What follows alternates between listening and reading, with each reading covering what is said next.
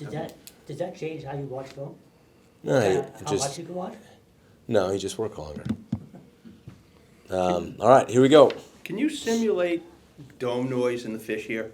Yeah, you turn on the music as loud as you can and make it so you can't hear anything. And I mean, it won't sound exactly the same, but we can make it so you really can't hear.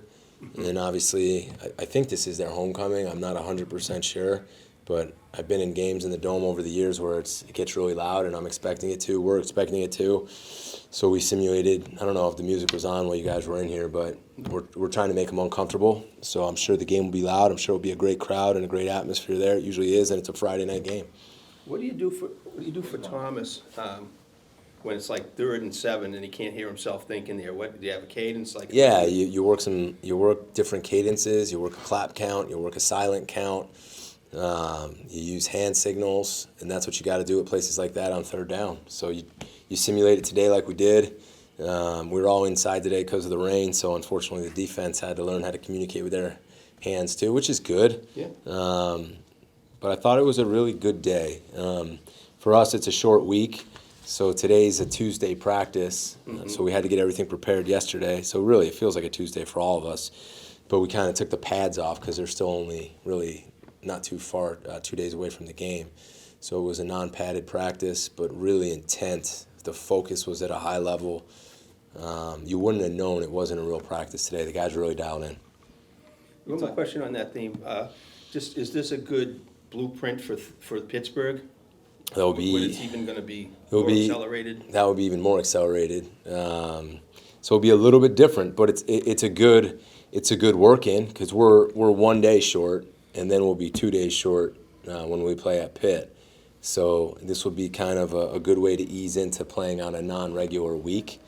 The guys have handled it well. It takes a mature team and a lot of focus and some extra work from the coaches. And then you reward them on the back end with a day off. So they just got to put in the time now. It helps Hokies are a noon game. So yeah, that's very, very convenient. That's what we were hoping for. So I'm glad you just told me the good news. Thank you. All right, we talked a lot about the run game, but can you describe kind of an overlook of just how it actually happened? So last year, last in the nation, 6.3 rushing yards. Now number 12 in the nation. Can you kind of go from start to where you are now of how it actually happened? Yeah, I didn't even realize we were 12 in the nation. So thanks for 12? Yeah. You guys are pointing out. Yeah. I've been under a rock for the last day and a half. So Pretty good. no, that's really good. I mean, you saying that, listening, we were dead last in the country last year. So we climbed 120 spots or whatever that is in 1 year. I think it's a lot of things. We had a lot of guys injured, right? We had a lot of guys who gained experience, so now we have depth. We got really good players back healthy. We went out and we got some new players, so we created competition. We're able to rotate guys in, so we've been playing more players. So it's a credit to the guys. It's a credit to all those guys who played last year, a credit to the new guys who came in. I think we got new coordinators, and I know we've really spent a lot of time in the run game, probably more time in the run game than anything else. Shimmy and Shud have done an outstanding job there. And then, I think Coach Applebaum deserves a lot of credit. He left us for a year. He gained a lot of knowledge in the NFL. I think he became an even better coach, and he's doing a really good job with those guys. And he has guys playing multiple positions. They're very efficient, and they're good players. But that's a huge jump. So it's a credit to the staff and the players. I didn't even know we were 12th in the country. We need to keep that going because that's how you win. And that's what we're going to do here. We're going to run the ball. And I know that was hard last year, but going forward, we're going to be built on the O-line. Just more about how the pieces fit together. I mean, obviously Thomas can run, and all the running backs are playing well, and the linemen as well, and the coaches. Just how do those pieces all fit together, and why does it work so well? Yeah, I think from a defensive standpoint, it's a good complement when you have your traditional run game with the running backs, right? And then we're throwing a lot of different things at people, not just in scheme, but in personnel. So if you watch us closely, sometimes we're spread out, and then sometimes it looks like we got everybody tight in the box with multiple offensive linemen. So you're bringing in different players, more offensive linemen. We've had multiple tight ends in the game, less receivers in the game. You're creating different surfaces where it creates more gaps, which is hard to defend. And then there's the threat of two things. There's the threat of a big back in the backfield being handed the ball, and now all of a sudden there's a threat of the quarterback pulling the ball. So it's hard to key in on one thing. It can't just be like, let's just stop the run, the traditional run. It's no, now we have a quarterback that can run it, so you got to pay attention to that. And it's not just like a wildcat deal. The kid can also throw the ball. So you got to be aware of that. And then I think the screen game complements it really well, because if you load the box against us, they're just going to throw the ball out wide, and then all of a sudden there's guys like Lewis and everybody else who's catching the ball and can get vertical, and we also have offensive linemen that can get out on the perimeter. So we got big offensive linemen interior, but they can also run, so we can pull guys, which is what you guys have seen in what we've been talking about. I think that's the best that I can answer for you. It's hard to defend when you can't just key in on one thing. You said you really liked the focus today. When you put the UConn film on for them, and we talked on Saturday about the box score showing an absolute, kind of blowout. When they see it on film, can you kind of feel them wanting to get back out quicker and fix things and maybe improve upon what they did? Yeah, I mean, if you look at the film, there was a high level of execution on a lot of things. You don't get 30 first downs, not have 1 3 and out, and only punt one time if you're not executing at a high level. It's just the opportunities came to score, and that's when we kind of went backward. As soon as we crossed that 40-yard line, it's when we were making mistakes, and all of a sudden we were behind the change, or all of a sudden we turned the ball over, all of a sudden we missed a field goal. So it's just the details and the level of focus. When things get in that area, we got to get back to scoring points. But there was a high level of execution if you look at it. I mean, like I said, I pointed it out to the guys. Probably one of the coolest parts about that game was that I think there were 6 minutes and 50 seconds left, and we went on a multiple, I think it was a 12-play drive. They had all 3 timeouts, and we got the ball down to the 3-yard line and took a knee. We could have scored. I had timeouts left. If we wanted to make it a 14-point win, we could have tried to run the ball in, but the right thing to do was to get the win, not worry about the score, and take a knee, and we did that. So yeah, you watch the film, and you hold them accountable for things we didn't do well, coaching and playing, and they know they could have been better. So hopefully they'll feel that, and we're hard on them, and we get back to it. Health-wise, how you looking? I know Sheeta went down. Any update on him and just guys in general? Yeah, Sheeta was walking around today. He'll have a doctor's appointment, so we'll see where he's at. He had his today. Everything else is fairly healthy. Hopefully we'll start to get some guys back. It's a short week, so you really will only have one padded physical practice tomorrow, and then we're 48 hours before the game very quickly. So, hey, whatever we have, we have. We've had some unfortunate injuries like everybody else in the country. But I keep telling the coaches, you got to get the next guy ready. And I told the team, you better make sure you prepare, because, look at what Jaden Skeet did when his number was called, right? And Jack Conley all of a sudden is playing tight end for us instead of the offensive line.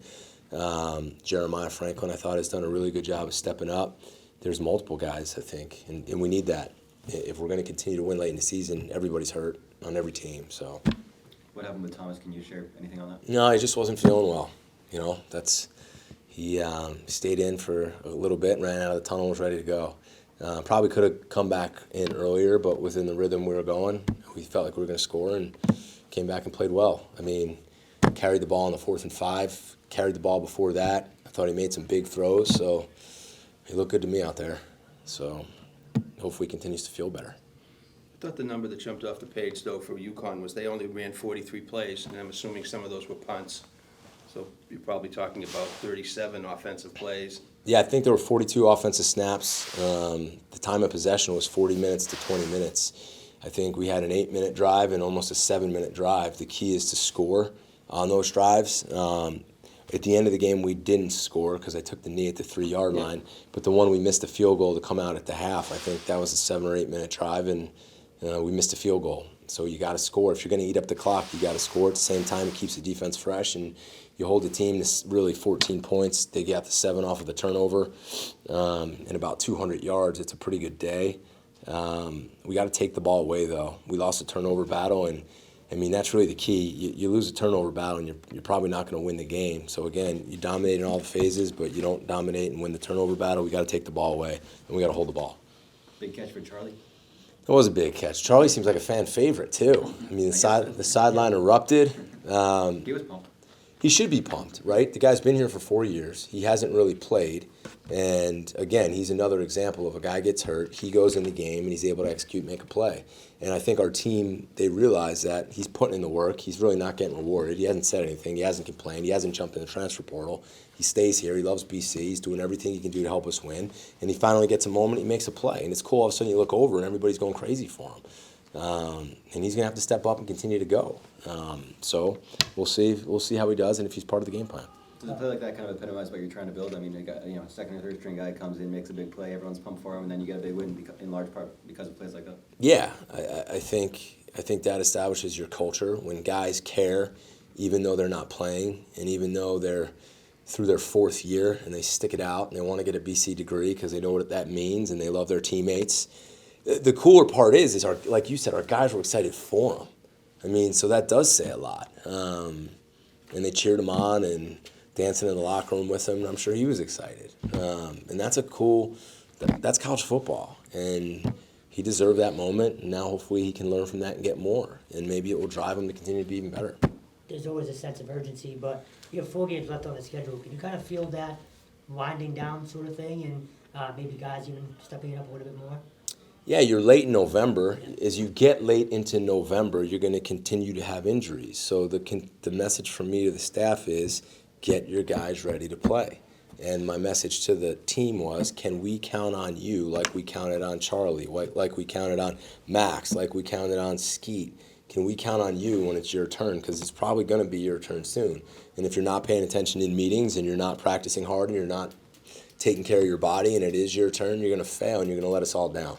So that has to be the message for the rest of the way. Besides that, I mean, everything's hit us pretty quick. We put the game to bed fast. We combined 2 days in one yesterday, and now it's on to Syracuse. Great. Good. Cool. Yeah. Guys, good. Who are you talking to today? Dino Tomlin and Cole Batson today. Dino's a good interview. Yeah.